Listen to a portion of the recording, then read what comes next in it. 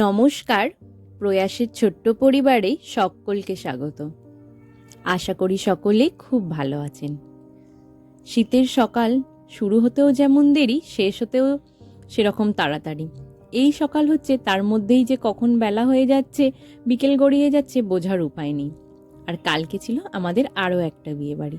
আগের দিন যে ভাইয়ের বিয়েতে গেছিলাম, কালকে ছিল সেই ভাইয়েরই বোনের বিয়ে। দু ভাই বোনই যেহেতু একসাথে বিয়ে করছে, একদিন আগে আর একদিন পরে, তাই কালকে ছিল বোনের বিয়ে।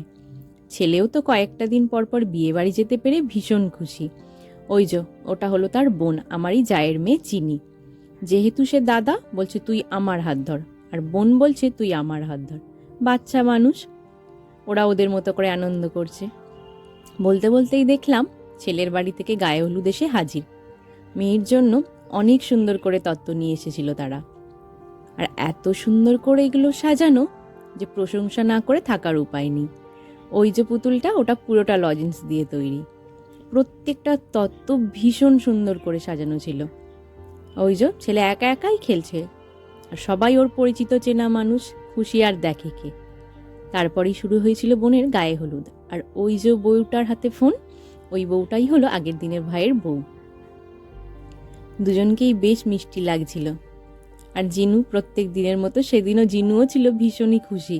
ওর দাদার দিদির বিয়ে বলে কথা, ওর আনন্দ তো হবেই। আর বোন প্রত্যেকটা অনুষ্ঠানে এত সুন্দর করে সেজেছিল, ভীষণ মিষ্টি লাগছিল কালকে। সকালবেলাতেই গিয়ে দেখলাম একটা লাল পাড় সাদা শাড়ি পরেছিল। প্রত্যেকটা রীতিতে নিয়মেতে এত সুন্দর পরিপাটি করে সেজেছিল যে কি বলবো, পুরো ঠাকুরের মতো দেখতে লাগছিল।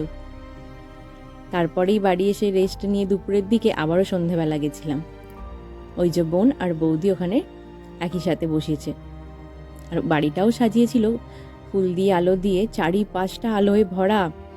আমাদেরও যতটা ভালো লেগেছে, আমাদের ছেলে মেয়েগুলো ভীষণই মজা করেছে। তার কিছুক্ষণ পরেই দেখলাম বর এসে পড়েছে। বরটাকেও বেশ মিষ্টি দেখতে। বোনকে আর তার বরের সাথে দুজনকেই খুব ভালো মানিয়েছিল।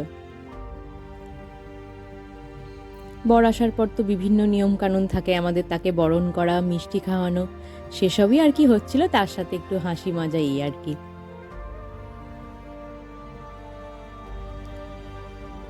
তারপরেই বরকে নিয়ে যাওয়ার জন্য সবাই তৈরি। তাকে নাকি কোলে করে নিয়ে যাবে, আর বর যেতে চাইছে না। তাই সবাই মিলে একটু মজা, হই হই, ইয়ার কি, এটাই আর যা। আর চারিদিকে তখন ভীষণ বাজি পুড়ছে, আকাশে একদম আলোর ফোয়ারা ছুটছে। এত ভালো লাগছিল চারিদিকের পরিবেশটা, তার সাথে মিষ্টি সানাই বাজছে। ভীষণ ভালো কেটেছিল কালকের সন্ধ্যাবেলাটাও আমাদের। সবাই মিলে একসাথে থাকলে, অনেক দিন পর হই হই করলে যা হয় আর কি।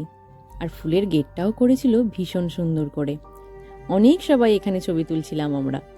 আসলে এত সুন্দর করেছে না, সবাই যেন এখানটাতে এসেই আগে দাঁড়িয়ে পড়ছে ছবি তোলার জন্য। সব কিছু চলে যাবে, কালকের দিনটাও চলে যাবে, কিন্তু এই ছবিগুলো স্মৃতি হয়ে সারাটা জীবন থেকে যাবে। এগুলোই তো ভালো লাগা, নিজের মানুষগুলোর সাথে তোলা কয়েকটা ছবি, যেগুলো ফোনে সারা জীবন থেকে যাবে। আজ তবে আসি, আবারও আসবো অন্য কোনো